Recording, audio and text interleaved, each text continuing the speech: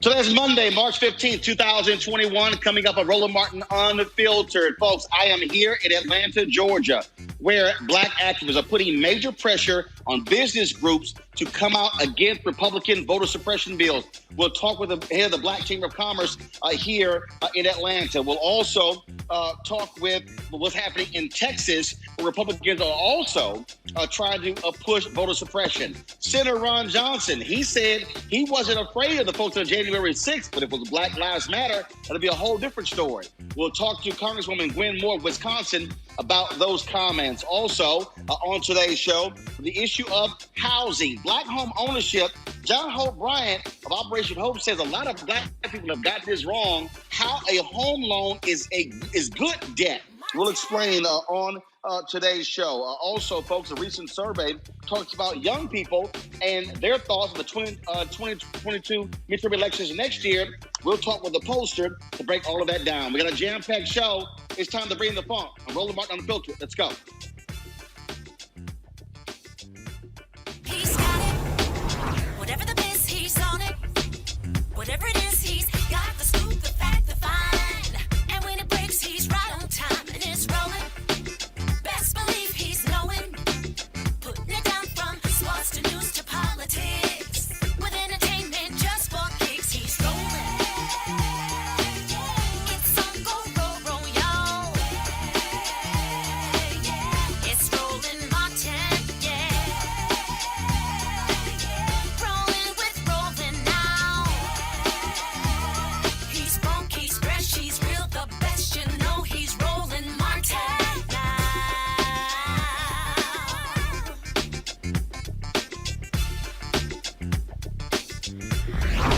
Martin.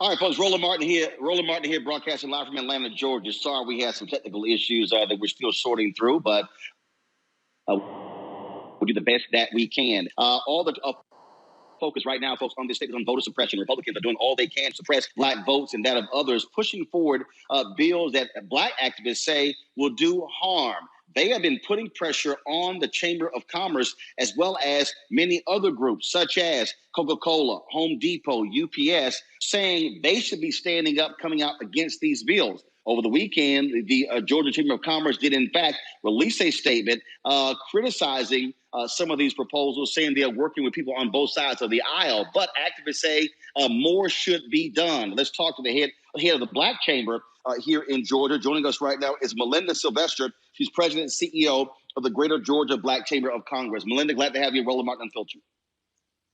Mr. Roland, I'm honored to be on your show. Thank you for the opportunity. Money talks in America. The activists here, folks at New Georgia Project, Black Voters Matter, they understand that they need the business community to put their level of pressure on these Republicans in the state to stop these voter suppression bills, or they're going to be messing with the money.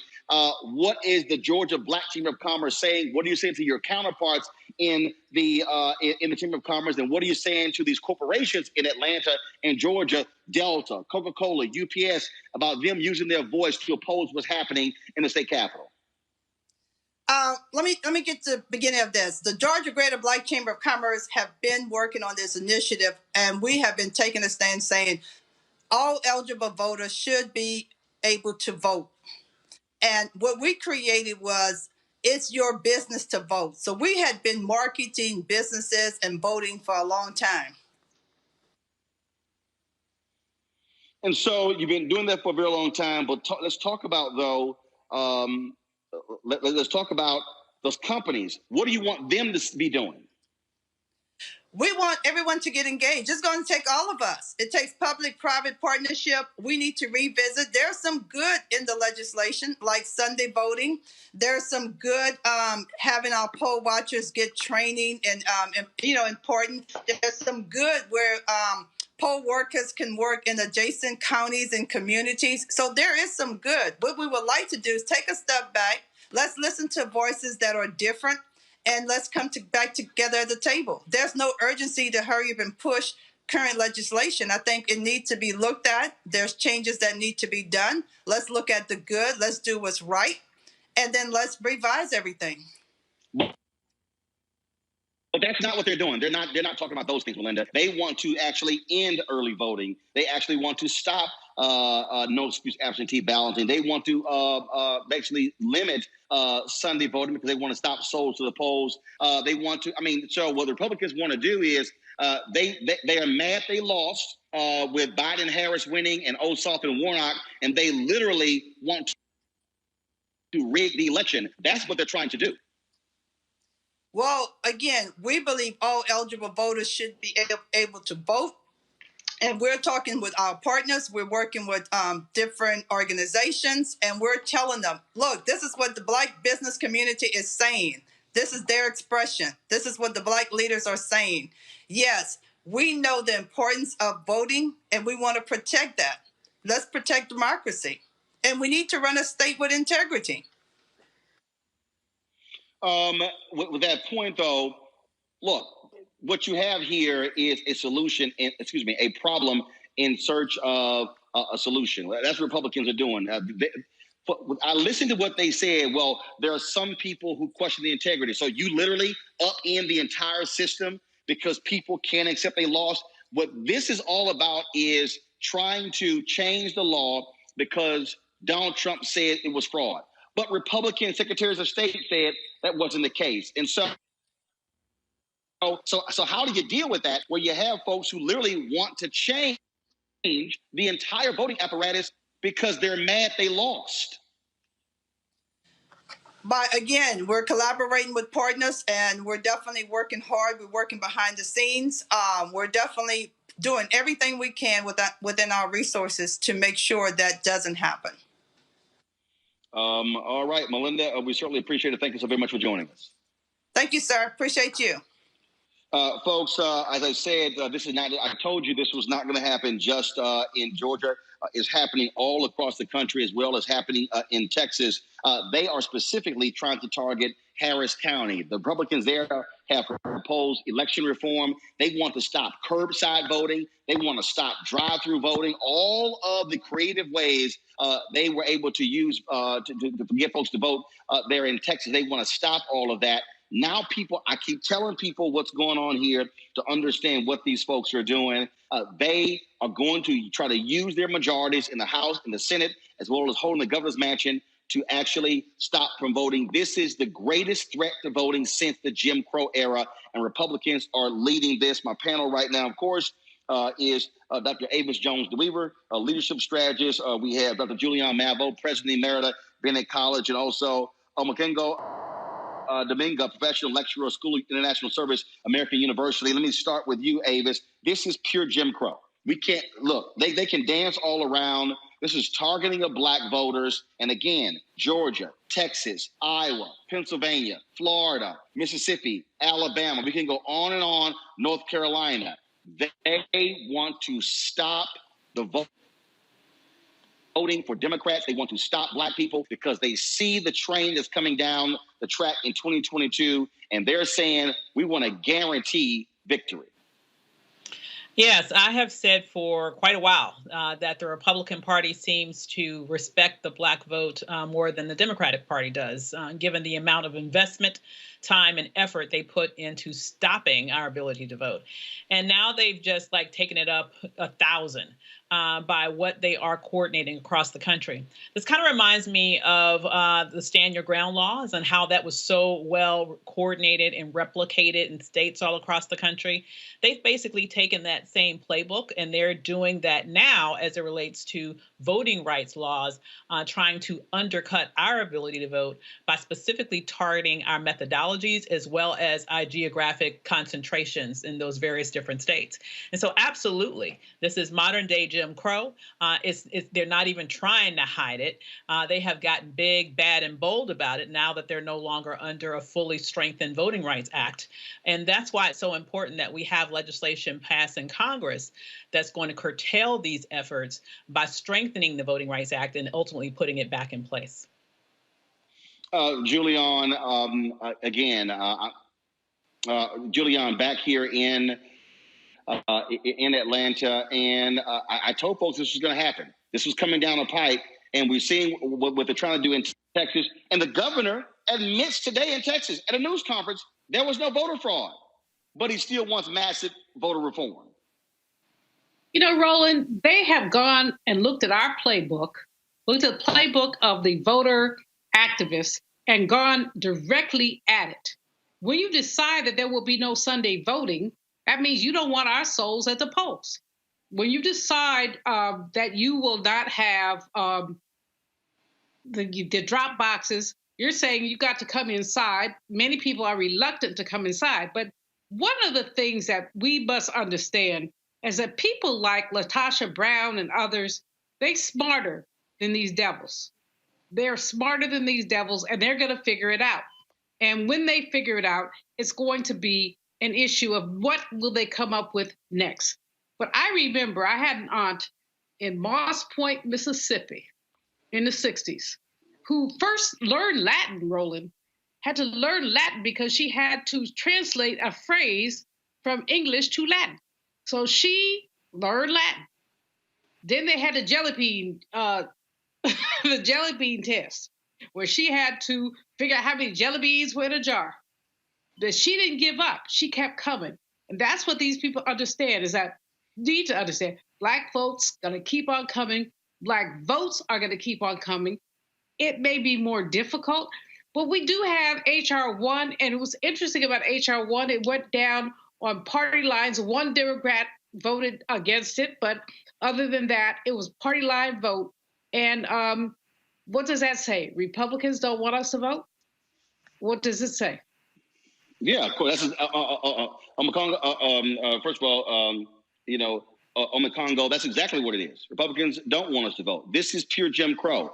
And they're trying to say, what really, again, is shameful when they say, well, there are people. There are people who simply just didn't trust the last election. Yeah, because they're believing a lying idiot. That's why. So we're supposed to sit here and accept the changing of voter laws because you got some stuck-on stupid people who believed an idiot like Donald Trump who said the election was stolen? You are absolutely right. And we have to remember that for anybody out there who says my vote doesn't matter, all we have to do is ask the question, if our vote doesn't matter, why are Republicans working so hard to prevent us from doing it? We have to continue to stay active. Right now, I even heard a story today where they cut early voting by 9 days. And so they're doing everything possible, as Dr. Malvo said. I know that we're going to rebound, but we have to stay awake in every way, shape, and possible because they are not going to stop until they not only have a Republican back in office, but Trump back in office. So we cannot let our guard down, and we need to continue to support. If we're not in a state where this is happening, we need to put our social media, our finances, everything we can towards making sure that this does not happen because they will not stop. What you're looking at, and this is what the Black Chamber, this is what the Georgia Chamber of Commerce actually released. This is with a tweet. The Georgia Chamber continues to engage in a bipartisan manner with leaders of the General Assembly on bills that will impact voting rights in our state. We have expressed concern and opposition to provisions found in both HB 531 and SB 241 that restrict or diminish voter access. As these two omnibus bills move through the legislative process, we will continue to work on ensuring both accessibility and security within our voting system. That's obviously stronger than what they initially said. As you still hear the dancing by the Chamber of Commerce here. And look, they are not going to come out hard in support of going after these companies. But what the activists are saying to Delta, Home Depot, Coca-Cola, as well as UPS, Aflac, and others, they expect them to say something. And you also have the internal dynamics of people inside of these companies also saying, we got to speak up. You know, Roland, it's really interesting when you look at the combination of corporate responsibility and corporate integrity, because these folks know they're wrong. They know that the legislature is wrong. They know that Home Depot, Delta, you go down the list, they have employees and constituents who are repelled by this legislative action. But they do the Mr. Bodangle's dance around it and say they don't want to take a position. Well, now is the time to take a position. What we know now, after we look at the insurrection on January 6th, after we have looked at a number of other things, it's time for folks of conscience to stand up, speak up, and man or woman up around these things. So, I'm not sure why these corporations are dancing, except for why they're dancing, because they still place on that day. Listen to this comment that Wisconsin Senator Ron Johnson made to conservative radio talk show host Joe Pagliarulo. Listen to this, folks. Also criticized because I've made the comment that on January 6th, I never felt threatened, because I didn't. And mainly because I knew that even though those thousands of people that were marching to the Capitol were trying to pressure people like me to vote the way they wanted me to vote, I knew those were people that love this country, that truly respect law enforcement, would never do anything to break a law. And so I wasn't concerned. Now, had the tables been turned, and Joe, this got me in trouble. Had the tables been turned and President Trump won the election, and those were tens of thousands of Black Lives Matter and Antifa protesters, I might have been a little concerned. Wow. It's a big statement, but it's a true statement. We see the recent history. Big statement, true statement. Joining me right now is Congresswoman Gwen Moore of Wisconsin. Congresswoman, welcome back to Roland Unfiltered. Thank you so much, Roland and Dr. Malvo. I tell you, this is when I missed being in person, when I'm with folk like you. Well, hopefully we'll get. Hopefully we'll get there soon. I had my first Moderna shot on Friday. My next one is April 9th, and so hopefully in a few months we can be back to being in person. Give us your thoughts on this unbelievable comment made by Senator Ron Johnson. He's been blasted all weekend. Folks saying his white supremacist views are standing up. I mean, here is somebody who supposedly was moderate voice or whatever, but he is absolutely a hardcore Trumper with this nonsense, and he would have been scared if it was Black Lives Matter and Antifa. First of all, as if those two go together, these people killed the cop. These people, I mean, they trampled one woman to death. It led to one of the fellow rioters getting shot and killed. 5 people died. What the hell is your senator talking about? Well, our ancestor at this point, Maya Angelou's birthday is going to be Easter Sunday, and her words keep coming to me. When a person shows you who they are, believe them. And Ron Johnson didn't just start being like this. Ron Johnson was in deep denial about the president's and his corruption, denial about the riot, the incitement, and how he said, as far as he was concerned, it didn't really fit the definition of an insurrection. He's someone that was pushing these conspiracy theories. I mean, to this day, he still was engaged and involved in denying that the election was a legitimate exercise in our democracy. And so, maybe he's not planning to run again, or maybe he's trying to take advantage of the fact that Joe Biden just barely won the state of Wisconsin, is trying to inherit that base of hardcore white supremacists, because his statement certainly has galvanized the emotions. I mean, these cultural wars, this is their go-to position, Roland. Think about it. If you're a Trumpster, when you voted against giving people $1,400 a month, when you voted against helping poor farmers in Wisconsin, this is an agricultural state, by the way, debt relief that they desperately needed.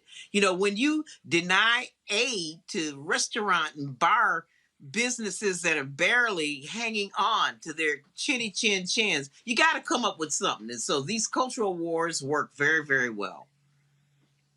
Well, you talk about those cultural wars working very, very well, but what you have here again is this trying to position that Black Lives Matter was somehow, oh my God, these people are violent and crazy.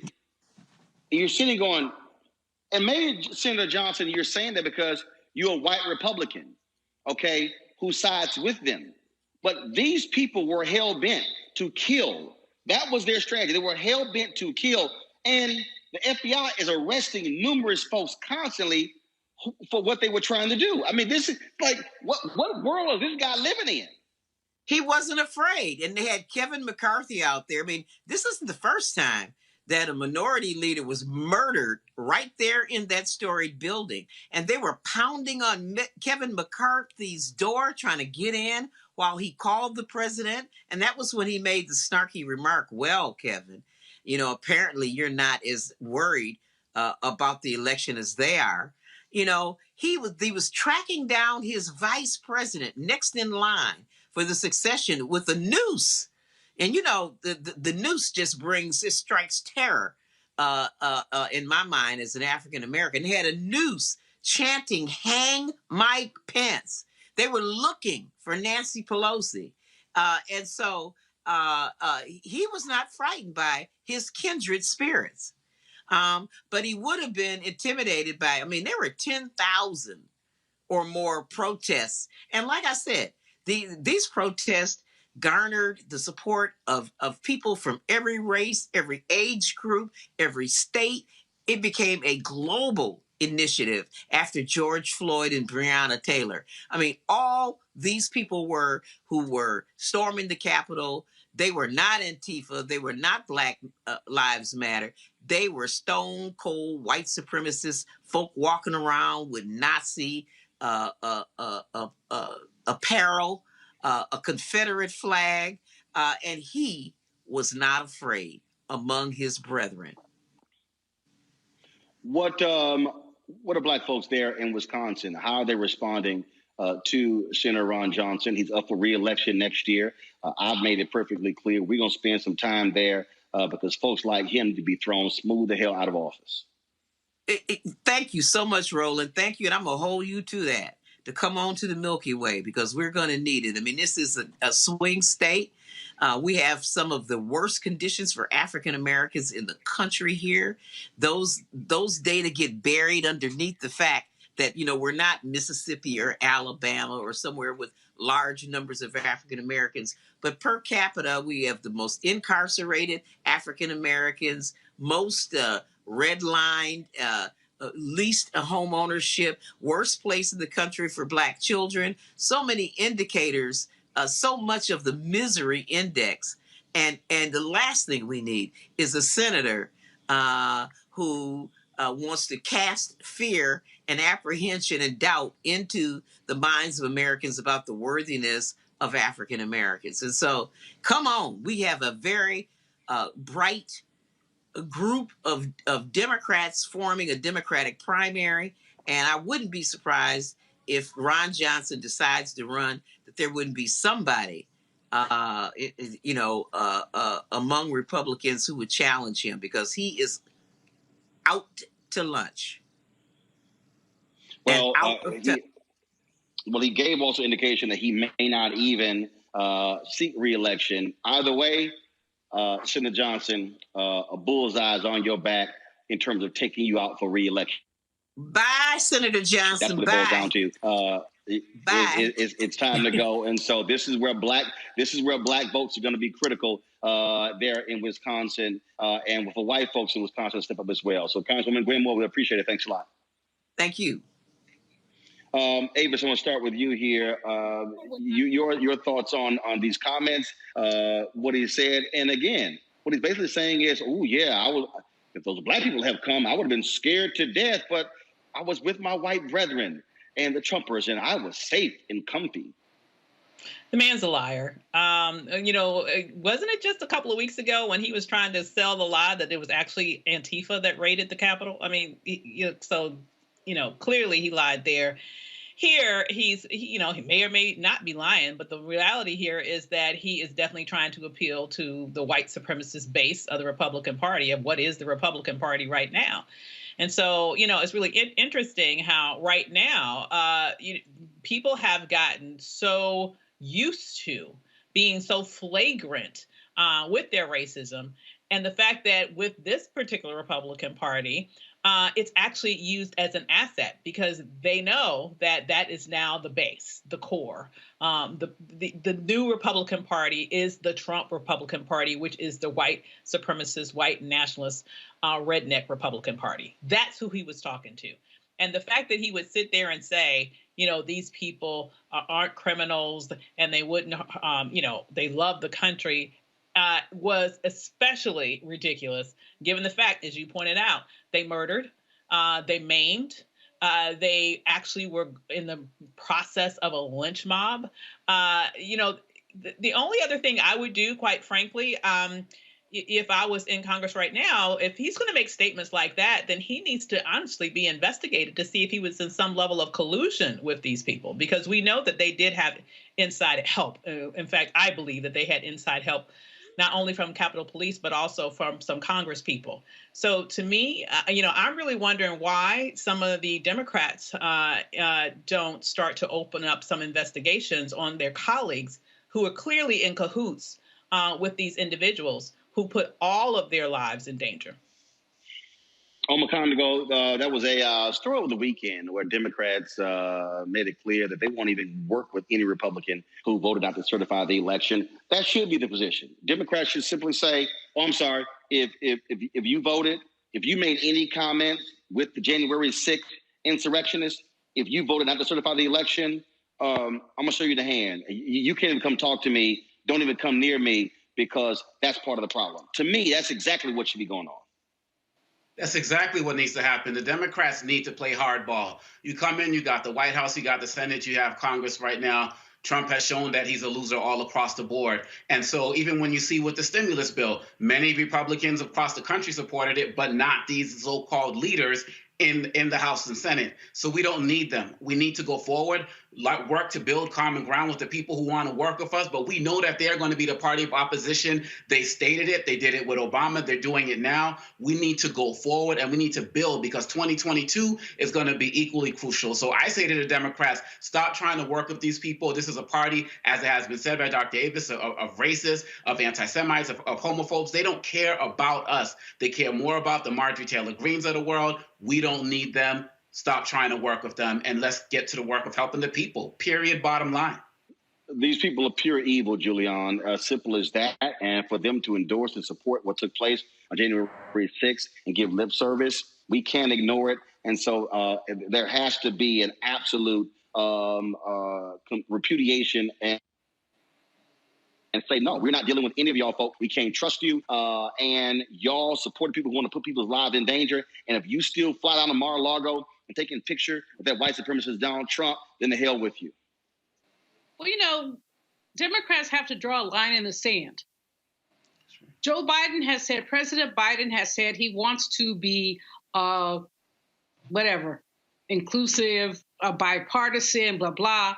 But the fact is that these people will not vote for anything that Democrats vote for.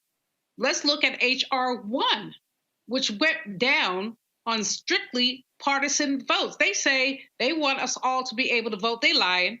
They want them to be able to vote and them to exclude us. And so when we look at all this stuff, what we have to say is, as you say, line in the sand. If y'all not down with the real deal, just step. And we have to do everything by reconciliation. We will. We have the votes to do it, and we have the basically the gravitas to do it. Roland, what is going on here right now is that these people, they're not even honest. They don't want fairness. They want power. And this is how they have set it up. They don't want to be fair. They want to be in charge. And they're disturbed that Black folks, Democrats, leftists, basically captured the House and the Senate. And that's why when you look at H.R. 1 and you look at the Georgia legislation is, surgically poised to attack the work of the Black Lives Matter, Black Votes Matter, LaTosha Brown, and those movement. Get rid of souls to the polls. They don't want our souls in the polls. They want our souls as well away from the polls as possible. And so we have to just man and woman up. Y'all gonna try it? We got something for you, because we've always had something for you. And now we know what we have to do. Well, absolutely. All right, folks, got to go to a break. When we come back, we'll talk about young voters in 2022, how critical that could be. We'll talk with a pollster who has been talking with them and giving the results of this new poll. That's next on Roland Martin Unfiltered, broadcasting live from Atlanta, Georgia.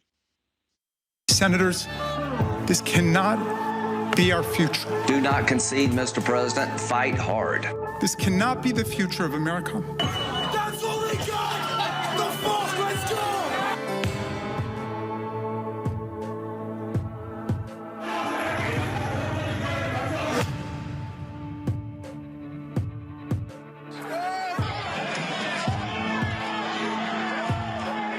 American patriots start taking down names and kicking ass. Where the fuck are they?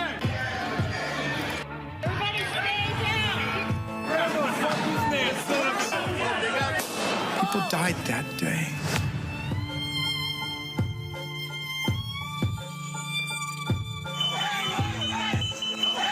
What message will we send the rest of the world?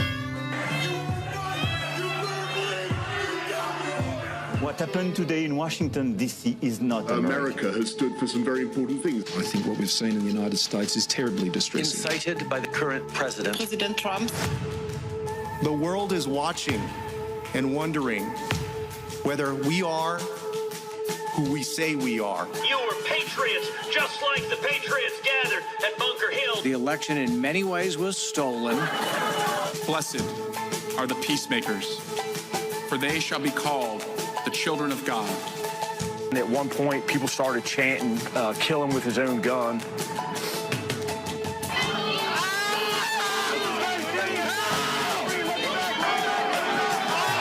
They thought they were going to die. Watching someone use an American flagpole to spear and pummel one of our police officers ruthlessly, mercilessly. We didn't need more witnesses. We needed more senators with spines.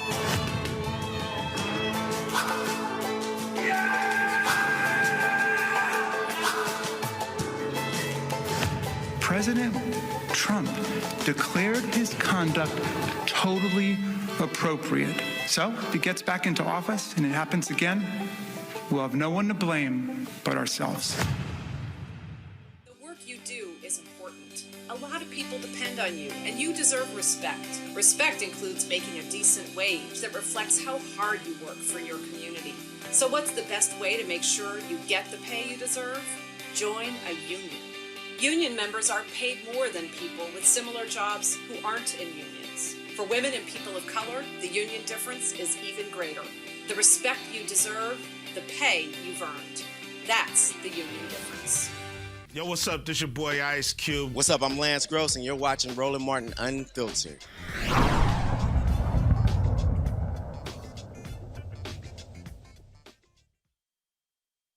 All right, folks, welcome back to Roland Martin Unfiltered. The young voters have played a critical role in many of our elections. That is no different than, of course, the 2020 election. What's going to be happening in 2020? And that is young voters are going to play the critical role in that midterm election. Johnny Berry, the founding partner of Hit Strategies, he's been talking to these voters. Let's hear what they have to say. Terrence, welcome back to Roland Martin Unfiltered. What's up, Roland? Thanks for having me back, brother. How you doing? Doing great. So let's talk about the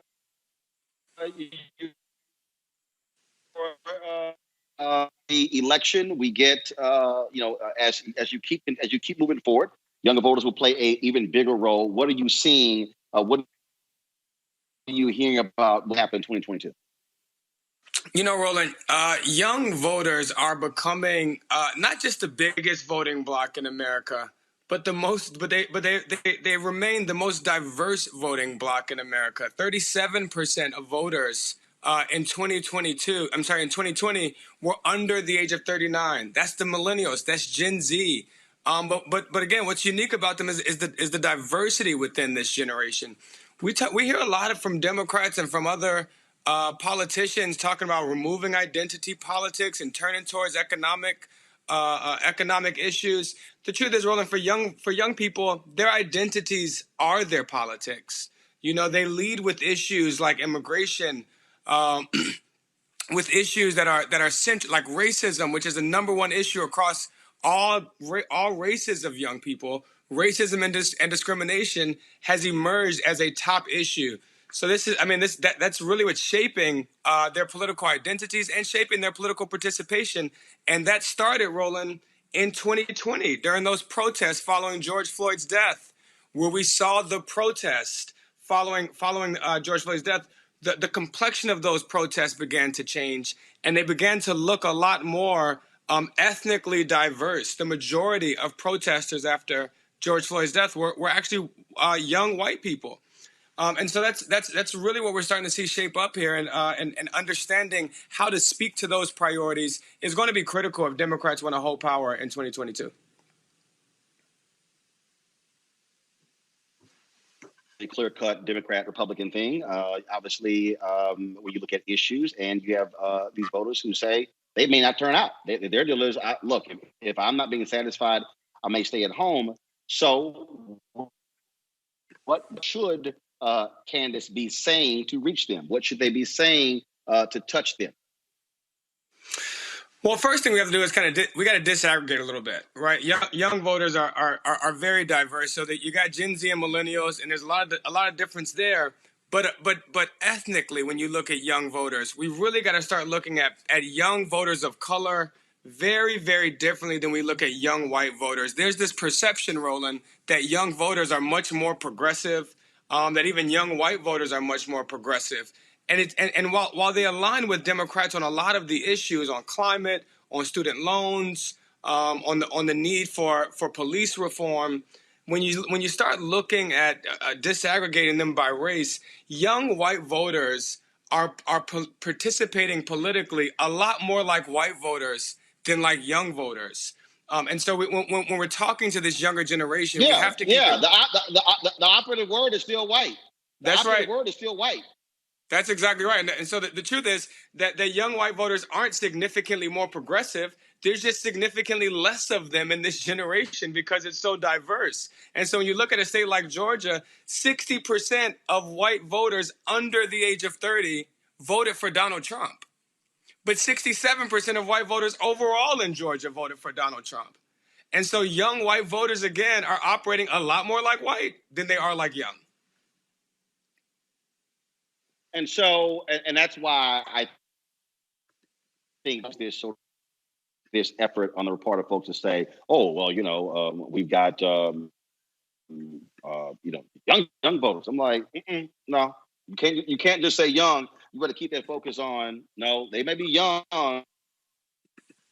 but which that's I right. think also what has to happen is folks have to also dig a little bit deeper. Even when you start talking about Black voters, Latino voters, you can't just sort of stop there. Now you got to start saying, their income level, what part of the country they're from, all of that. And campaigns are going to, and this is what I think really is going to be the big deal here. Campaigns are going to have to do even more micro targeting. That's right. There's sort of this broad brush. No, that's not going to do it. You're gonna have to do a different type of campaigning to get them to turn out in 2022. That's exactly right. That's exactly right, Roland. And it starts right now. When we look across some of these issue priorities amongst millennials, we see that they really do prioritize some of those kitchen table issues, jobs and wages, the cost of healthcare. But when you look at the younger generation, Gen Z, they still prioritize a lot of social issues, immigration and racism. And so, again, like you said, we have to start micro messaging here and really talking to the priorities of these individual groups. You and I, Roland, have talked a lot about not just the gender gaps amongst Black voters, but also the generational gaps amongst Black voters. And so we really do have to start acknowledging some of these differences, understanding not just by demographic or by cutting them up along these turf lines that campaigns like to do for canvassing, but understanding the values and the priorities of these voters and speaking to that in a real way. Look, Democrats have a razor-thin margin in the Senate and the House. They don't have a margin in the Senate. Kamala Harris is the margin in the Senate. And so we really they got to start that work right now if they're going to mobilize the largest and most diverse voting bloc in America. Questions from our panel. First off, Avis, your questions for Terrence. So you mentioned that young white voters are really, in essence, white voters. Let's just focus on that. But what I find was interesting, so this past year, I've been involved with the Black Women's Roundtable survey that we do with Essence annually. And one of the things that we've been noticing in recent years is when you look at Black voters, and particularly Black women, that's who we focus on, that younger Black women are actually more likely to start to be more diverse in terms of their political leanings, meaning that they're much less likely to be clumped, quote unquote, in the Democratic category, and instead are more likely to be interested in looking at independence as an independent leaning, or maybe even Republican more than their older counterparts. And so with those trends, first of all, is that applicable with other young people of color? And if so, what can that tell us in terms of the overall direction of young voters? Is it that they're quite really not nearly as progressive as we think, not just in terms of white voters, but as it regards to voters of colors and specifically of Black voters too?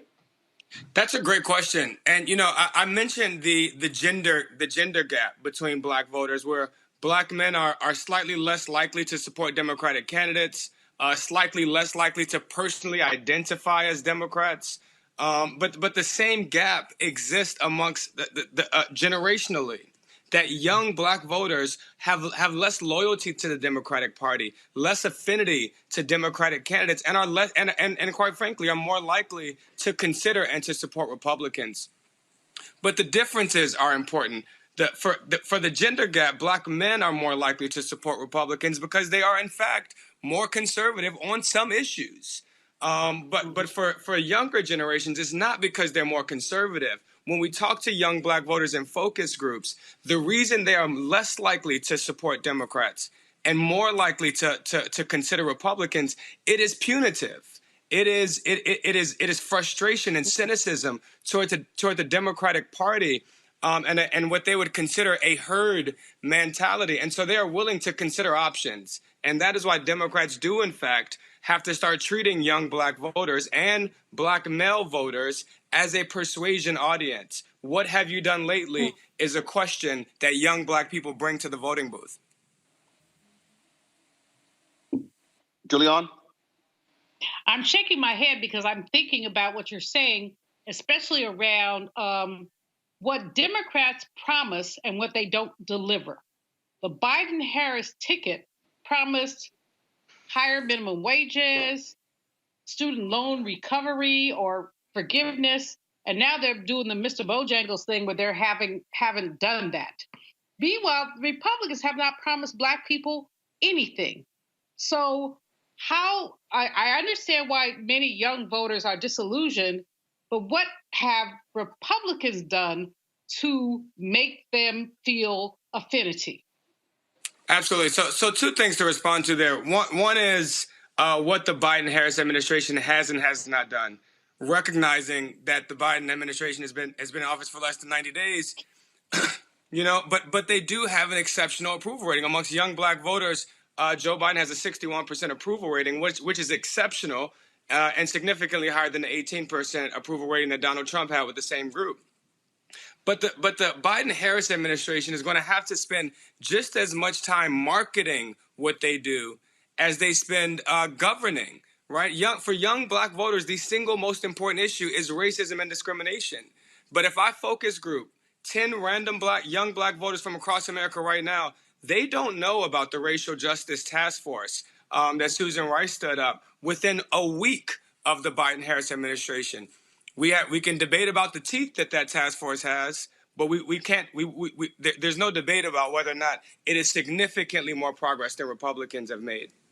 Because on the flip side of that is exactly what Donald Trump spent the last year of his term doing, which was marketing his perceived wins to the Black community. Those same Black voters that I recruit into that focus group, they can tell you that Donald Trump had the lowest unemployment rate amongst Black people. They can tell you about the First Step Act. I am not saying that those are accomplishments that had significant impacts on the Black community, I am saying that those young black voters know about those accomplishments. And that's where the Democratic Party has to get creative and aggressive about how they talk about what they have done. I mean, today we just passed a bill that has $29 billion in rent assistance, that has child credits for every child in the house. These are things that will have significant impacts in the black community, but that we need a marketing plan to tell people how their lives are improving because of the work that the Biden-Harris administration is doing.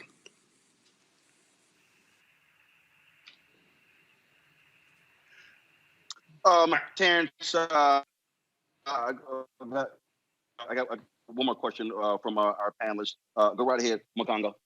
Yes, I was wondering, first of all, your research is amazing, and thank you for that. The number that stood out the most for me was 38 million. You said there were 38 million young people that were unreached by either party. And so kind of following up on your last question, when you talk about the marketing, what does that look like? Is it more social media? Have they tried social media, but that's just not effective? They got to move to new platforms. What does that look like in terms of reaching that demographic? I mean, it is social media, and Barack Obama really did pioneer democratic efforts of reaching disenfranchised and disaffected communities using the internet, specifically to raise a ton of money. AOC and a lot of other young politicians are still using it in very effective ways, but so are misinformation and disinformation campaigns that have begun to use social media more aggressively and more surgically to target the most disaffected voters. If you all remember, Republicans had a stay home campaign during the 2020 campaign that was not geared at converting young voters of color to Republicans. It was geared at keeping them from voting. And when voters are already cynical, when they already have questions about whether or not politics affects their lives, then that misinformation is effective. And it was a young black man in Florida who said to me, my hood didn't get, in a focus group in Florida a few months before Election Day, he said, my hood didn't get any better under Obama. It hasn't got any worse under Trump. So tell me what any of these presidents got to do with me. And so until the Biden-Harris administration, until Democrats in Congress and Senate can explain to that young black man how his life is getting better because of the things that they're doing every day, then we can expect them to remain disaffected and keep on fighting over the existing voters in the electorate as opposed to activating that sleeping force of power that is 38 million young voters that stayed on the sideline in 2020. All right. Terrence Whitberry, we so appreciate it, man. Thank you so very much. Thanks, Roland. Always a pleasure. All right. Thanks a lot. All right, folks, got to go to a break. We come back on Roland Martin Unfiltered. We're going to talk home ownership. A lot of African Americans got all kind of information out there. Over the weekend, John Hope Bryant and I were tweeting, and there were people who took exception to his perspective that owning a home is good. We're going to have that conversation right here on the show. And so come right back. We'll be back in a moment. If people begin to believe that their democracy is fraudulent, if they conclude that voting is a charade, the system is rigged, then God knows what could happen. They rigged an election. They rigged it like they've never rigged an election before. Actually, we do know what could happen. It's happening right now. The U.S. Capitol overrun, under siege. Pro-Trump extremists storming inside, flooding the halls, reaching the floor of the House of Representatives and the Senate. Millions of Americans sincerely believe the last election was fake. It was a landslide election, and everyone knows it. We will not go quietly into the night.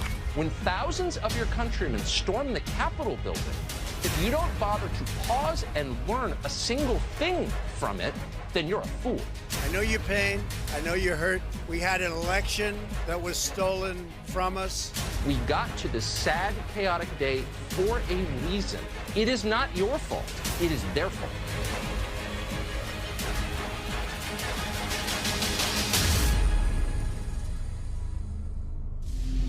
Donald Trump is not done dividing America.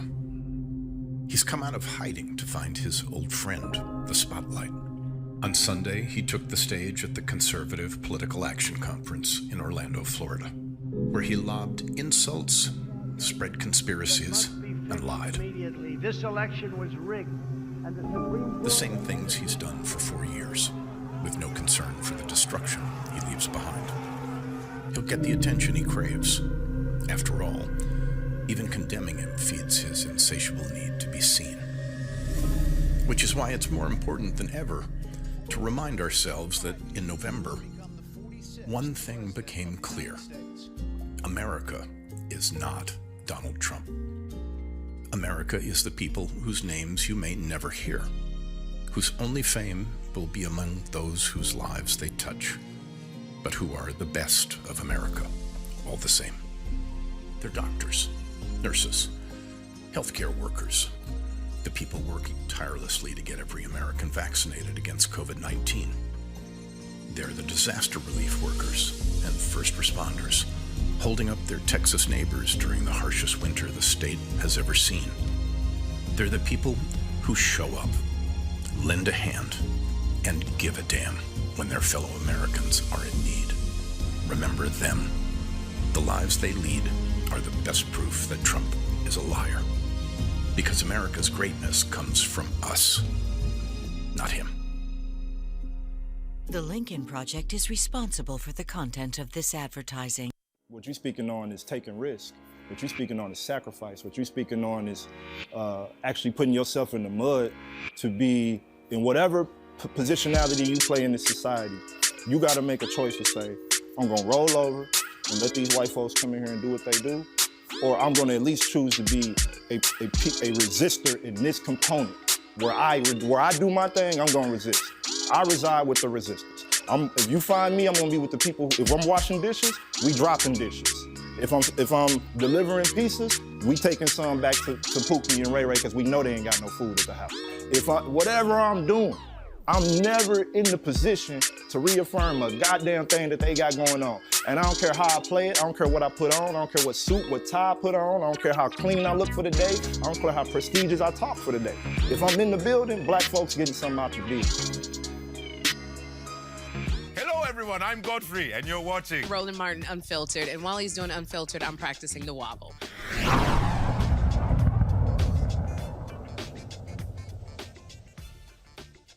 So the Biden administration, they plan on launching a $500 million public relations and community blitz in order to push folks on the vaccine. What they're laying out is that the reaching out to community groups and others, talk about the efficacy of the vaccine, is safety, and also getting folks to sign up. Let's go to my panelists. Julianne, I'll start with you. Here's one of the things that I made perfectly clear. You got to put the money in the hands of organizations that are proven.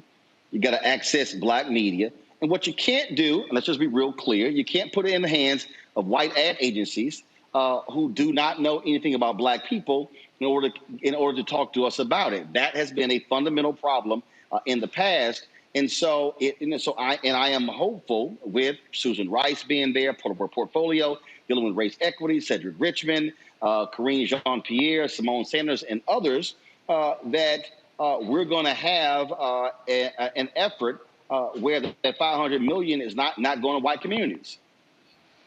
Well, Roland, we know what the population demographics are. We know that African-American people, Latino people, Asian people are about to be the majority. We know that there is vaccine resistance in our community historically and for very good reasons. So if there is not a targeted, and the word is targeted, outreach to our communities, there is a problem. The problem with white Democrats has been that they don't like the word targeting. They want to have equality without having equity.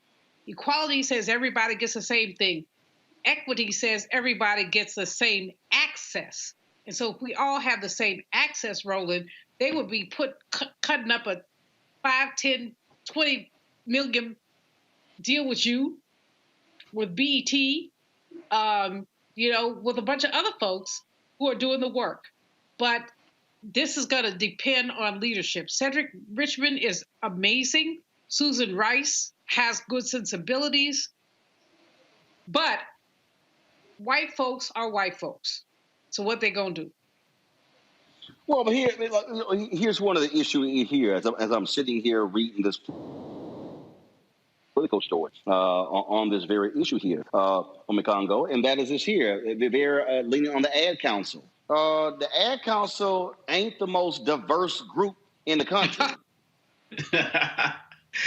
Most definitely. And, you know, we see at the end of the day, they botched so much in the beginning. I live in Southeast D.C., which is one of the most underserved, the most underserved area in D.C. And all of a sudden, when the vaccine started coming out, I started seeing all of these white people in our neighborhood grocery stores. And then I was calling my friends in Boston and New York and their hoods, and they were seeing the same thing because they primarily did this rollout on the internet and other spaces where we didn't have access to. And if you can have robocalls talking about vote for your favorite candidate, you should be having things like robocalls going into churches and community centers, as Dr. Malveaux said, working with people like, you know, you have such large platforms directly for the Black community, and they botched that. The Ad Council is not the way to get the shots where they need to be as it relates to our community. And the Biden administration needs to do a better job of reworking their plan, because as it stands right now, the majority of people who've been vaccinated are white women, which we should not be surprised. But this disparity is going to continue if they don't continue to do actual real work to reach us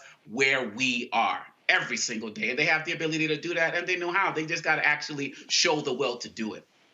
Again, what we're talking about here is utilizing trusted voices to reach our people. And what often happens in these situations, Avis, is that federal government, CDC, Health and Human Services, and others, you know, they rely on these major entities, but they're also part of the problem. I can tell you, we deal with this all the time. These white ad agencies, they don't even want to bother with Black media. They don't, you know, the other groups don't want to be bothered with community groups. And so we've got to make sure that there is strong race equity, a part of this deal, and it doesn't become another situation where folks are sitting here going, how can we divvy up that $500 million and then Black and brown folks left out? Yeah, it sounds like it's well on the way to being that. It makes me think about when I was executive director at NCNW and how funding was pushed with regards to the HIV crisis that disproportionately did not really target the Black community as much as it should have, given the disproportionate nature of our community and the impact with that disease. What I really would like to know, though, is just, you know, it's my understanding that Susan Rice is supposed to be chairing a committee on equity. I mean, this needs to be what she needs to be doing in terms of one of the things on her agenda. And so although we do have very capable Black people in various spaces in this administration, my question is their power. Like, do they actually have the power to create the change that we need for the sort of direction of not only the funding, but just the capability, the access to be where the people are? The latest data that I'm seeing about it shows that really Black people are being convinced that, yes, I need to have this shot, that, yes, I need to get it, but they're not having access to it, right? And so, you know, there needs to be work done to make sure that we have access to it. They're one of the biggest people they have to convince now, it seems, are Republican white men.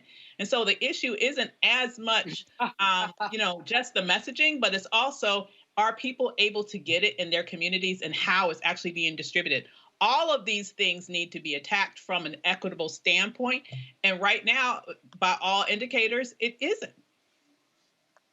It is going to be, I mean, look, when you start looking at the numbers, I think it was on Saturday, some 4.5 million vaccines were distributed across the country. The president has said he wants a vaccine for every American to be done by May 1st. They got a long way to go to hit that, but you got to figure out how to reach folk where they are. That's just what it boils down to. Mm-hmm. You know, Roland, absolutely. I mean, I think one of the challenges is that white folks have bought into the Tuskegee narrative. They keep saying, oh, well, we don't want to have the vaccine because of Tuskegee. Well, Tuskegee is a stain on our nation's history. But as Avis said, and my other brother, if you have the vaccines sitting in Southeast, but the women from Ward 3 are running to Southeast because they can get it, other people can't. That's a challenge. I got my vaccine because my godchild, bless his soul, basically camel jocked the computer. He was on it for hours to make sure that I could get it. I kept going on there myself, and they say all the slots are filled. But he figured out how to do it, and he stayed on the computer for like hours. Who's gonna do that? Our people are being sidelined because they don't have, as Ava said, the access. And so this is the challenge, is how to get the CVS in Southeast to say, we're only gonna give you the virus, the shot, if you have this zip code. That's what has to happen. Well, how about this here? This is, okay, why in the hell are we not doing, as Tom Jonas said last week, why in the hell aren't we doing vaccines 24 hours a day? Hello. Literally.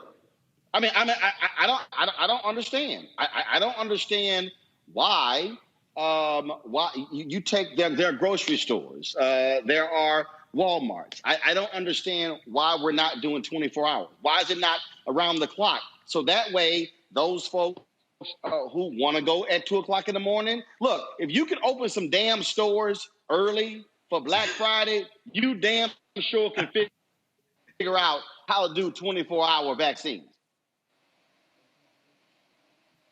Yeah, you could absolutely. I mean, I agree with you, and I've heard of like specific localities that have had longer hours, and I'm not sure if it was 24 hours, but have been more aggressive.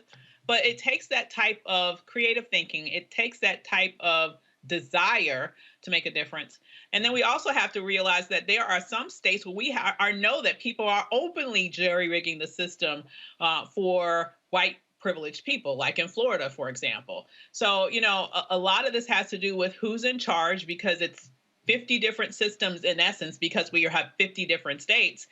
And some of these states just quite openly are being very, very politically driven about who they provide access to. And we, all the time in those types of states, especially, tend to be at the bottom of the list. And I even have students now in my classrooms. I teach at American University. I got some of my students telling me that they've been vaccinated. And I'm like, you're 19. You're kind of like, how is that even working? And so we talk about those connections that people have, that complexion of connection that some people say, and they're already ahead of the curve. And so we've really got to step up our game. The Biden administration needs to step up its game as it relates to working with local communities, because we're getting played right now. And Vice President Harris visited that same giant that I'm talking about right here in Southeast. We need more help here. Again, I don't understand what the problem is, why these folks, look, if you're going to sit here and have the vaccine, put the resources there and say 24 hours, 7 days a week. That's what we're going to do. Forget this whole deal of trying to compete for a 15-minute slot to get in. It's like, no, it's going to be 24 hours. And all of a sudden, imagine if you've got 200 locations in each major city, that's 24 hours. I think you can start vaccinating a hell of a whole lot of people. I think that it will also be easier once we make the full transition. It sounds like more of the vaccine is moving over to the Johnson & Johnson version, which is a one-shot regimen. I've actually been vaccinated along with my 92-year-old mom. And when we went through, we had the Moderna, the 2-shot regimen. We're calling on our experiences. They had, windows of opportunity. You had to go online, as was mentioned. You got a time that roughly you had to be there in the morning or in the afternoon. But I believe there had to be a level of record keeping there to be able to schedule you to come back for your second shot, which I think create a little bit more complexity than having it be more loose. But if it is a situation where, and it sounds like the administration has invested in buying millions more of the Johnson & Johnson version, which is the one-shot version, then with that, it's much more simple because everyone just needs that one shot. And so to me, when that becomes the norm and more of the standard, I think it probably will be easier to have a 24/7 type of regimen with regards to vaccine distribution. But Roland, you said, and it's a really great point, if you can open CVS 24/7 to get whatever, cough drops, whatever, you can open it to have the vaccine there. Whether it's a 1 shot or the 2 shot, my doc said, look, you get whatever they offer you. Don't start quibbling about whether you get the Moderna or the Pfizer or the Johnson & Johnson. Just get whatever they offer you. But I think that one of the challenges is we haven't made it easy for people, and people who have more time, who have more resources, who are better computer literate, are able to basically manipulate the system. When I went for my first shot, there were about 20 white folks, frankly, standing in line who did not have an appointment. So they kept telling me, if you have an appointment, go ahead. They were waiting to see if there was going to be extra shots. And they had somehow figured out that there would be extra shots at that location. So they were just standing there waiting in line. When I went for my second shot, it was geriatric 101. I mean, I didn't see anybody, who looked like they were under 60. And again, it was the same kind of thing. So it's being rationed in very interesting ways. And the 24/7, Roland, is a great idea. Let anybody walk up and get it. And if it's Johnson & Johnson, Pfizer, Moderna, whatever, it really doesn't matter. What matters is that we're able to get our lives back into the world when we're able to say we've been vaccinated. The big problem that you have is very simple, and that is we now live in a society, and again, this is coming from somebody with a digital show, where people are trying to drive everyone online, but we keep forgetting the fact that not everybody lives in an online world. Yes. Not everybody does. And so it is not, and so you can't, and then of course, if you're living in places where the perfect example, I'm sitting here right now, in Atlanta, but the particular place where I'm staying, I've got 20 megabits per second download to upload. That ain't a lightning fast internet. And so that's the other issue. You might have internet, but guess what? That speed matters when you're trying to refresh and you're trying to slide in slots. All I'm saying is, look, make it all hands on deck, go 24 hours. And here's the whole deal. All right, you're the United States military. Use a damn National Guard. Come on. Go 24 hours. Look, if you're trying to get everybody, but it's crazy. Oh, this place is going to be open from 9 to 4, then from 9 to 1 on Saturday. No, say 24 hours. And guess what? What you do is you do limited number of places. If it's overwhelmed, you add locations. And guess what? In a particular area, if you're 24 hours and you're tracking it, and frankly, you're not seeing that traffic that exists between 1 a.m. and 6 a.m., fine. You make it 7 a.m. to midnight. You modify the schedule, but you got to have more places that are actually doing the vaccine. So that's got to see what happens. All right, folks, got to go to a break. We come back. We'll talk about home ownership rates. Home ownership, not home ownership rates. Home ownership, specifically when it comes to African Americans. But the concept of what's good debt versus bad debt. My next guest is going to break it down. Hope Bryant says, folks, stop acting as all debt is the same. It isn't. We're going to break this thing down when we come back on Roland Martin Unfiltered. I believe that it's movement time again. In America today, the economy is not working for working people. The poor and the needy are being abused. You are the victims of power, and this is the abuse of economic power. I'm 23 years old. I work 3 jobs. Work 7 days a week. No days off. They're paying people pennies on the dollar compared to what they profit, and it is time for this to end. Essential workers have been showing up to work, feeding us, caring for us, delivering goods to us throughout this entire pandemic, and they've been doing it on a measly $7.25 minimum wage. The highest check I ever got was nearly $291. I can't take it no more.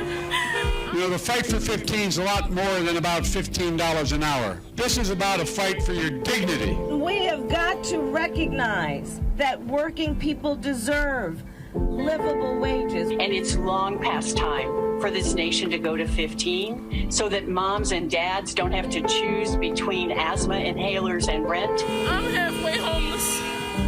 The main reason that people end up in their cars is because income does not match housing cost. If I could just only work one job, I could have more time with them. It is time for the owners of Walmart, McDonald's, Dollar General, and other large corporations to get off welfare and pay their workers a living wage. And if you really want to tackle racial equity, you have to raise the minimum wage. We're not just fighting for our families, we're fighting for yours too. We need this. I'm going to fight for it until we get it. I'm not going to give up. We just need all workers to stand up as one nation and just fight together. Families are relying on these salaries, and they must be paid at a minimum $15 an hour. $15 a minimum anyone should be making to be able to stay out of poverty. I can't take it no more. I'm doing this for not only me, but for everybody. We need 15 right now.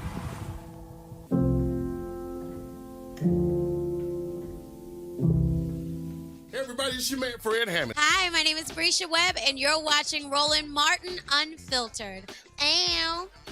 Well, I like a nice filter usually, but we can be unfiltered.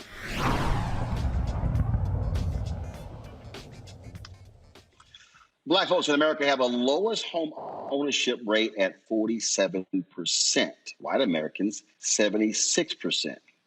Now, well, obviously, we could talk about student loan debt. We could talk about redlining and all those different things. But also, a lot of this is just the notion of you don't know what you don't know. So over the weekend, John Hope Bryant, founder of Operation Hope, sent out a couple of tweets. It was to talk about this very issue. And I responded, and I talked about what's good debt. And then that led to a bunch of people commenting and weighing in and saying, oh, that's not right. Even if you buy a home, you don't really own the home. The bank owns the home. Some people call home ownership a racket. It was all this different stuff. And so I said, you know what? Let's actually have the conversation on the show where we can talk about it and we can really walk folks through this. So joining us right now is John Hope Bryant, founder of Operation Hope. He's been on the show numerous times. John, always glad to have you back. Welcome back to Atlanta, my friend, the moral capital of America. Absolutely. So let's talk about this, John, because I remember a few years ago, I got into this vigorous debate about student loan debt. Now, granted, I graduated December 1991. Tuition was a lot different then as it is now. But I made the point to folks that I saw my student loan debt as good debt. Why was that? Because that college degree put me in a position for the jobs that I've had. And if I added up the income that I have earned over the last 30 years since graduating, that's a significant amount of money. So if I compare that money to what my student loan debt was, I said that was good debt. I said, now, if I went out and got a $50,000 car right after I graduated, I said, that's bad debt. And I had this back and forth, and somebody was like, well, yeah, but what if you had no debt at all? I said, look, I couldn't have no debt conversation. Mom and daddy didn't have the money. It's not like I had the money as well. I didn't have a full ride scholarship. So I said, and look, Congress hasn't passed free college, so that hasn't happened. So I said, but we do have to look at debt a different way. And you really were trying to help some folks with this this weekend to understand the reality of home ownership and what the home means. Yeah. By the way, if there's going to be a serious discussion about reparations in this country, it probably should be K through college education for every Black person in America. As long as they do something gainful and positive with that education, it gets written off as an investment. But that's a separate topic, separate show. I was stunned, Roland, when it was 1 a.m, and I sent out a tweet that I thought was a non-issue, right? No big deal. I sent out this tweet that that white Americans have half of white America has a mortgage as debt, and 1 in 5 Black Americans have mortgage as debt, and that we need more good debt. And man, Twitter just lit up. And I couldn't figure out why. Like, what's the complication here? It makes no sense that we're having this conversation, particularly this part. Wait a minute. We don't own the home. The bank owns the home. No, actually, that's not true. It's just not true. The bank has a mortgage on your home. The bank does not participate in the uplift, the upside on your appreciation. They don't get the depreciation, which you write off your taxes. They don't get the appreciation, which is the equity between what you owe and what the house is worth now and what it is worth in the future. In fact, I'll go one step further. So that's good debt. And in fact, the tax policy on home ownership is brilliant. Like, if you rent from me, and as you know, in my private commercial life, I'm the largest minority-controlled owner of single-family rental homes in America, the Promise Homes Company. If you rent from me, you're paying off my mortgages.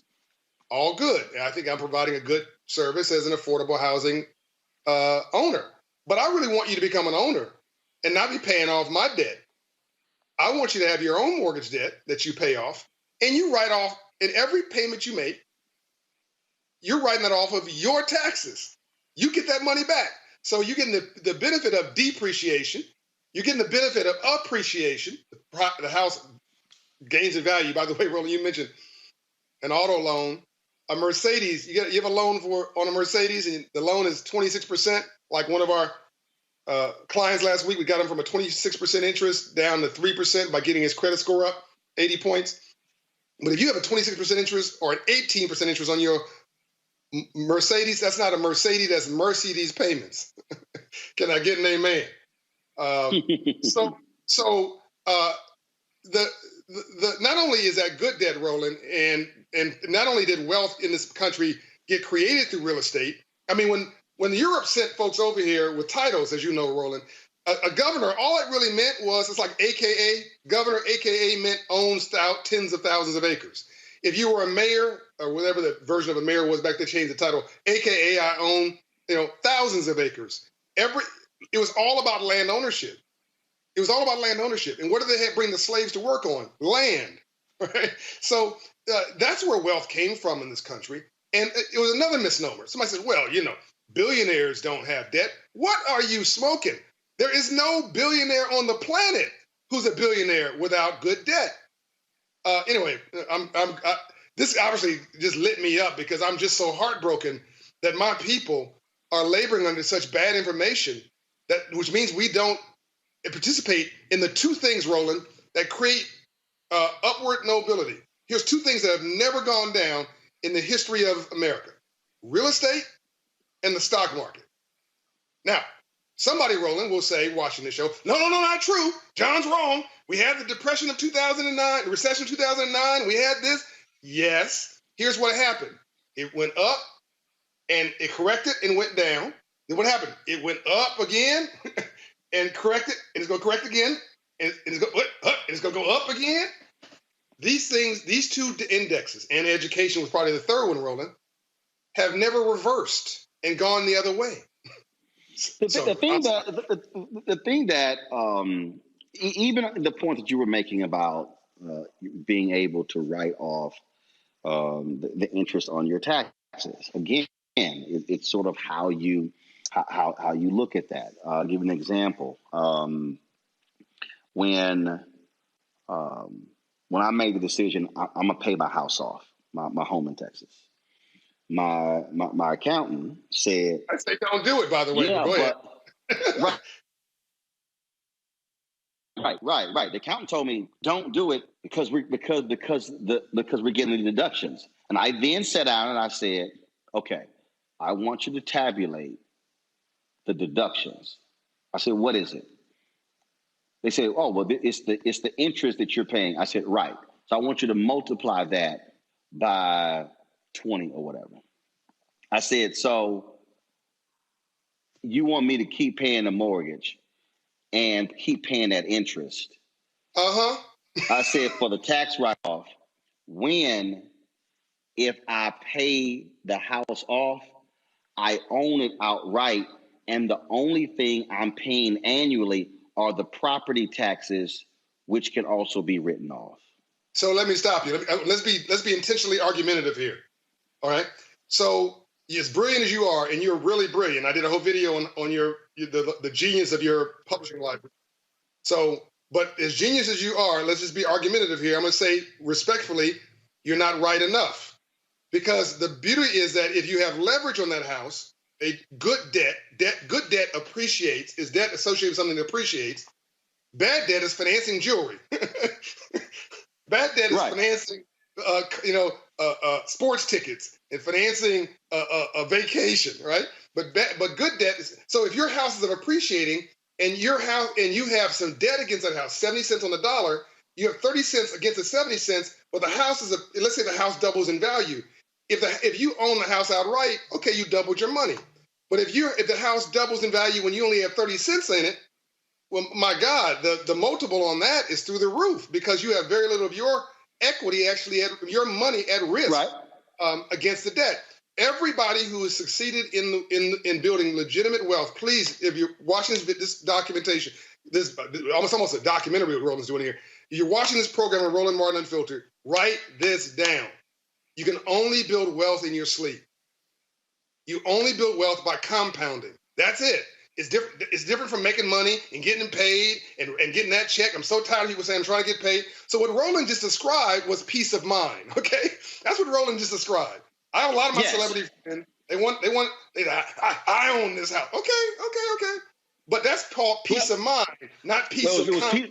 It was peace of mind, but it was also thinking ahead in that my parents live there, my sister and her daughter. So there are 3 generations of my family lives there. House is paid off. If anything happens to me, only thing has to be taken care of every year are property taxes. Okay. So the thing is, but again, that was a strategy in doing it. The problem that for me that I see, I think with so many people, is that they throw stuff out there, and also to the point, like every year when I get the property valuation. I mean, look, I've been getting phone calls for the last 2 years, text messages constantly, sell, because there's a dearth of homes out there, available homes, and so folks been trying to buy. We'll pay cash. I mean, they're throwing everything out there. I'll buy it. So the thing that while the conversation to me was crazy, people going back and forth, is that they were going through this whole thing of debt, and again, not understanding the notion of what is good and bad debt, and how companies every year are financing debt, how companies are, how they're shifting, how they're getting, lower interest on their debt. Because in fact, there have been some companies that have been purchased with debt. All companies. Well, right. And so the thing is, when I hear people say, have this notion that, again, all debt is bad, that's why it was crazy, because that's just simply not true. And by keep pushing it out there, you're basically doing the same thing to me. I think when it comes to the vaccine, is that you're sharing misinformation, and you're not educating people on what's real and what's true. No, it's worse than that, Roland. We are predicting a lifetime of debt and poverty, because your consumer debt is going to continue to rise. Bad credit cards and all that kind of stuff, that's going to continue to rise. But if you don't have something to offset that, which is an asset based on good debt that continues to rise, then what you're going to end up with is zero net worth nothing to pass, no generational wealth to pass on to your family. So one lady was like, I'm going to be a renter for the rest of my life. Okay, you're going to be poor for the rest of your life.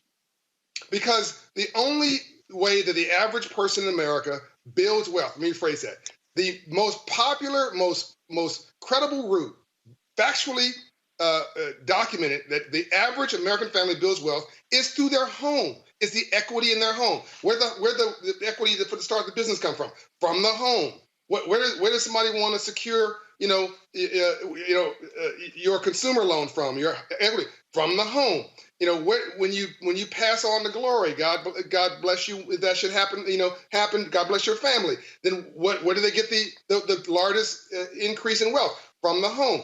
I have celebrity friends who brag about not having any debt on their properties, and I tell them it's just not good use of cash to have $2 million sitting in a building somewhere. It may make you feel good, but what have you taken? It's $2 million building, put a $1.5 million mortgage on it at good rates if you have a good credit score. I'm talking about 3% money, Roland. I believe in God and God alone. But if I was agnostic, I'd bow at the altar of low interest rates. Okay, I mean, if you can get 2%, 3% money, it's like somebody's giving you money. It's like free, right?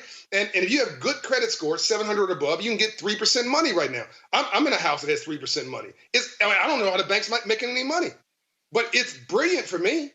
And I can tell you examples of how I took. Well, there's a condo I had in LA, and I bought it for a couple $100,000. It's on La Tijera for those watching you from Los Angeles. 7122 La Tijera, I think is the address. I don't own it anymore, so I don't give you the address. And you can go to public records and look at this. Bought it for $200,000 and change 15 years ago, whatever. It went down in the economic crisis of 2009. All my black friends around me, sell, get rid of it. They all sold their stuff. They were afraid. Sell it, sell it, sell it. So I held on because I needed some place to live back then. And I had a renter in it. And so the renter was paying the mortgage, just enough to pay the mortgage and the property taxes. Actually, I think I had to pay a little bit of property taxes. Everybody said I was stupid. So now I owe more, Roland, than the value. I owe now the value's 100 and something, and I owe still 200,000, right? So I forget about it because it's taking care of itself, and I'm getting a little depreciation. Roland, I looked up 5 years later. I sold that condo for $750,000. Free money. And it cost me nothing to keep it because it took care. If you want to make sure you have a hedge against poverty, people watching this program, you need to do 2 in 1. Buy a home and live in it like Roland's doing and pay it off just like Roland did if you want to. And then buy 2 homes, rehab them and rent them. And I don't mean fancy properties. I don't mean, we need to stop buying stuff in places we don't know, with money we don't have to impress people we have no idea about stuff that don't matter. Need to stop profiling and renting uptown and buy something downtown in the inner city in a working neighborhood near jobs, right? And buy the worst house in the best block, the worst house in the best block in your neighborhood, and buy it, rehab it, and rent it. You will never go broke. That or an engineering degree, you'll never go broke. You get your kid an engineering degree, they will never go broke.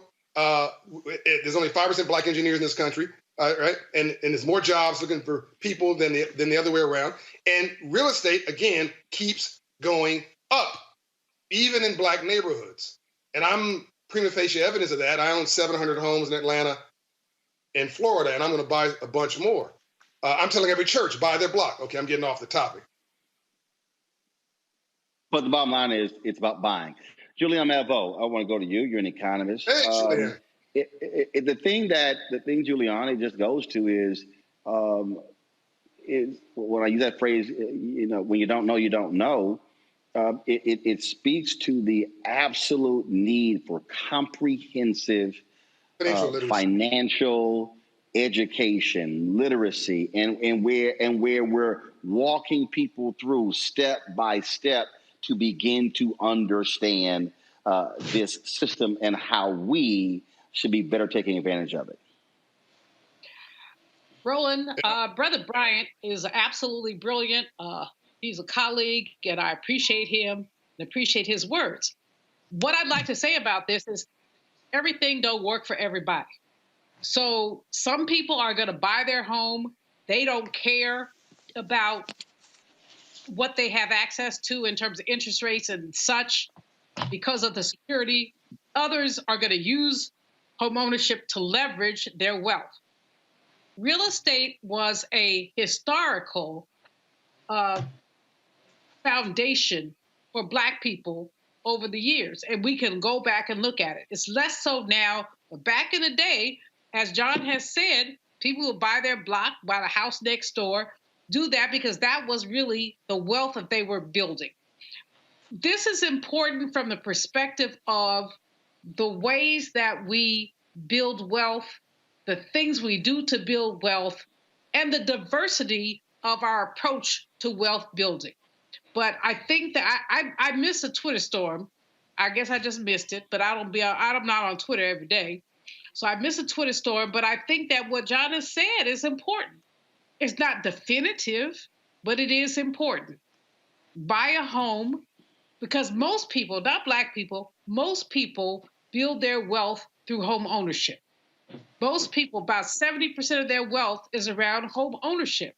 So we are about 30% less likely to own our homes than white folks are. So that's just saying something.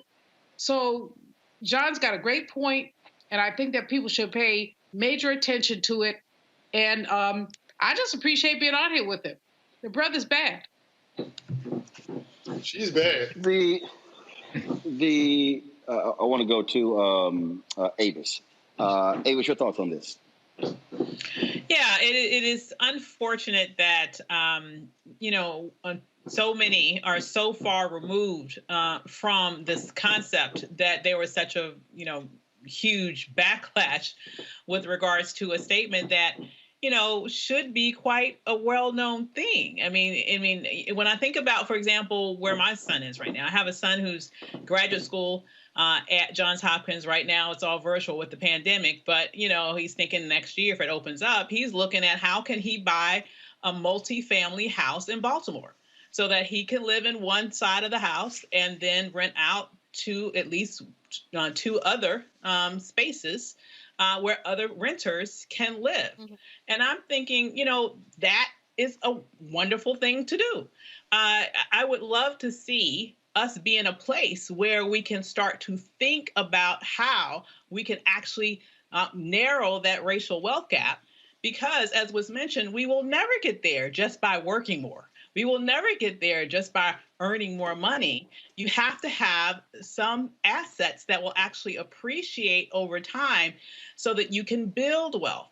And once we begin to understand that when we get our ducks in a row, when our credit score allows us to be able to have very, very low interest rates, as was explained, there is absolutely nothing wrong with using other people's money to make money. Everybody else does it, okay?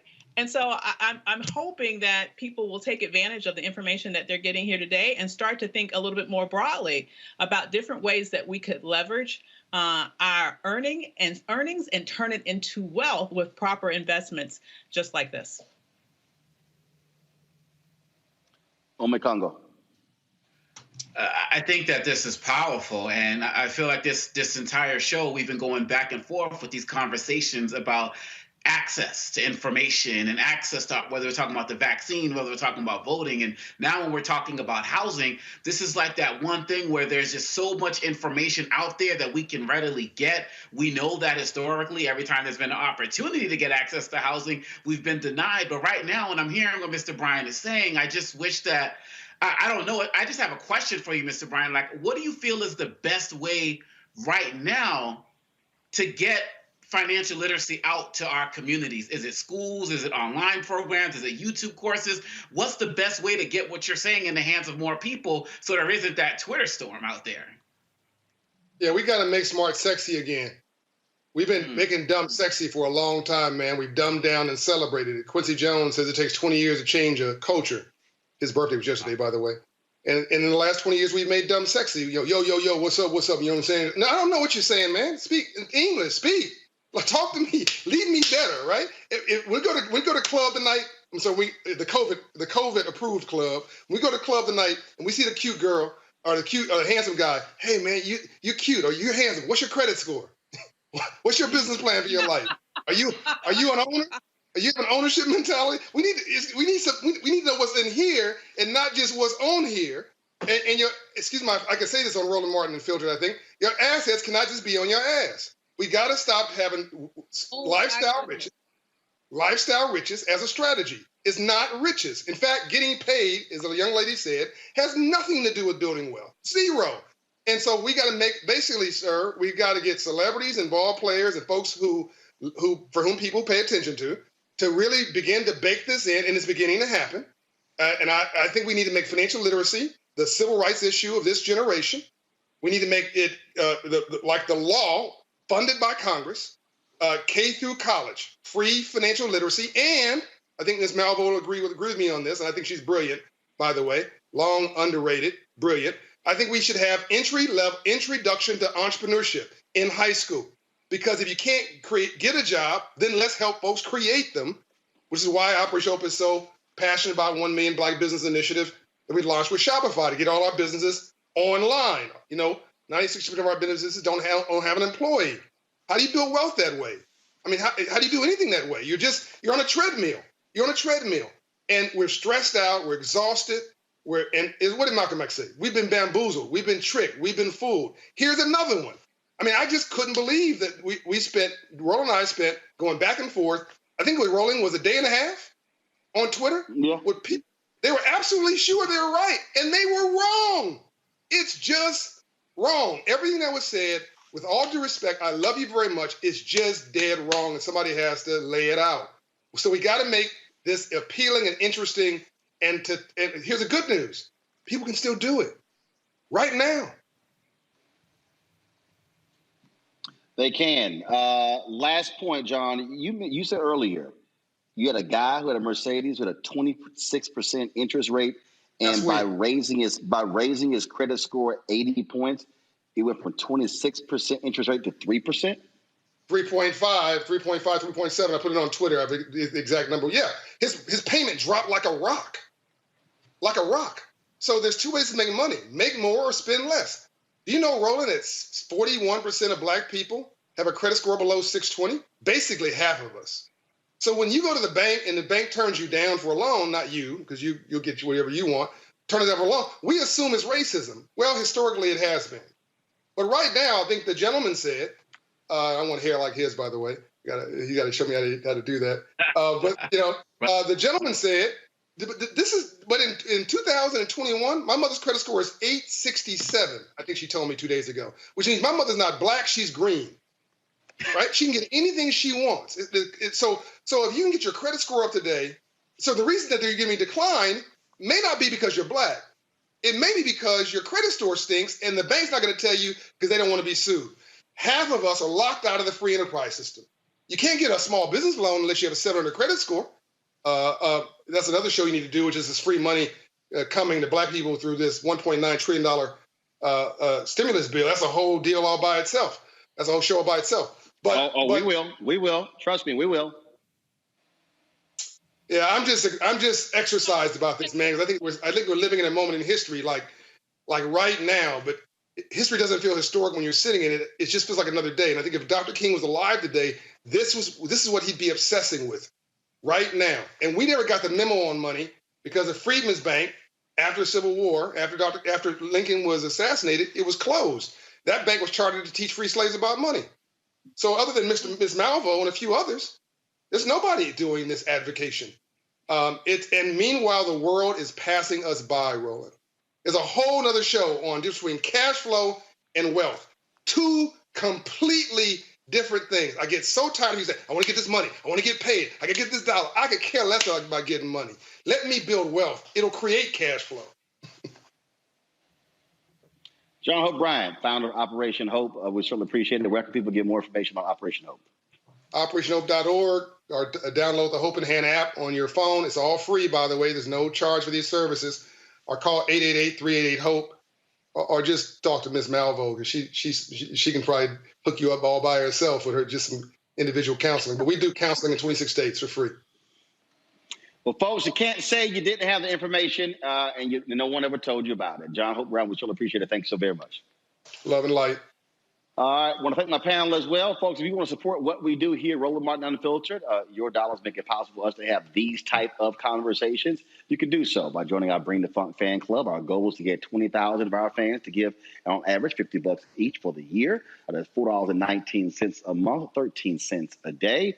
If you do that, trust me, we don't have to rely on corporate sponsors to be able to bring you the most unfiltered and unapologetic Black news out there. You can go to Cash App, $RM Unfiltered, PayPal.me/R Martin Unfiltered, Venmo.com/RM Unfiltered, also Zelle, Roland at RolandSMartin.com or Roland at RolandMartinUnfiltered.com. You can also send a money order to New Vision Media, NU Vision Media Inc., 1625 K Street Northwest, Suite 400, Washington, D.C., 2006. Folks, that is it for us. Tomorrow, a special edition of Roland Martin Unfiltered. We're going to focus on Black-owned media. Tomorrow is the anniversary, 194th anniversary of Freedom's Journal, the nation's first Black newspaper, which was launched March 16th, 1827. So tomorrow, Byron Allen will join us. Richelieu Dennis of Essence will join us. Morgan DeBon of Blavity, as well as African-American ad agency owners. We're going to be talking about the money, Black media. What is the future of Black media? That is tomorrow, right here on Roland Martin Unfiltered. I'll see you then. Holla!